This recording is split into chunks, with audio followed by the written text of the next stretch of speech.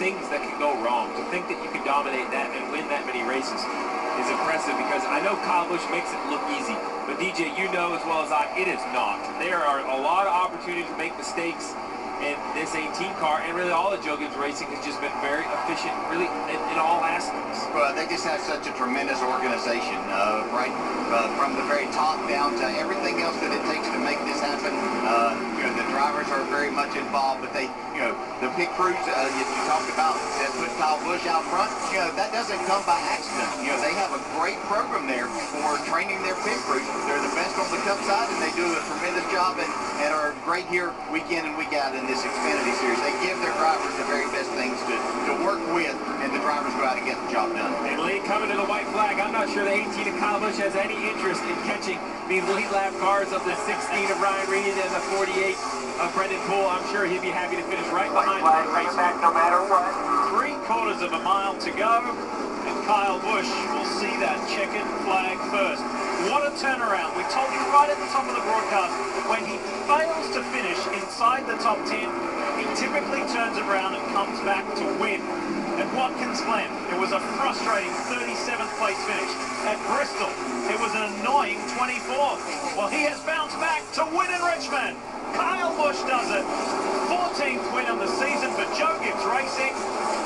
And that was a dominant performance. 197 of the 250 laps led. Keep the faith.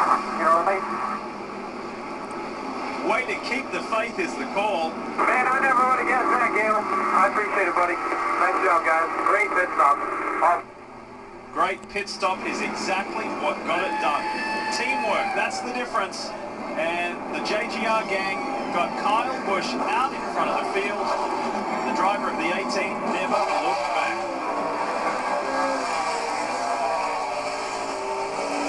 I think what they're talking about, we saw them in practice this morning. They were struggling a lot of practice. He scraped the wall. They had to repair that a little bit. Didn't look like they had the speed that they normally do, but the track wasn't what it was going to be tonight. Then later in qualifying efforts, he scraped the wall again off of turn 2 a little bit. You can see it didn't do much damage and certainly didn't hurt their chances. But Chris Gale's so good at anticipating what his driver here needs for these races and does a great job of giving him that. And do you think that's what Chris was alluding to by saying well done? Yeah.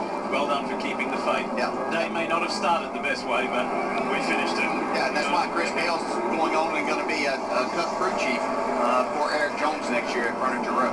This is going to be a cool shot to go on the wall of Joe Gibbs Racing. Kyle Busch taking the Xfinity checkered flag with those silver numbers on that car and celebrating the 25th anniversary of Joe Gibbs Racing. It was 25 years ago that was started. Our first race, I was the first driver there in 1992. We had less than 25 employees. Jimmy Makar was hired to put it all together and run it. Jimmy Makar still there as a part of Joe Gibbs Racing, a huge part of Joe Gibbs Racing, but has been there.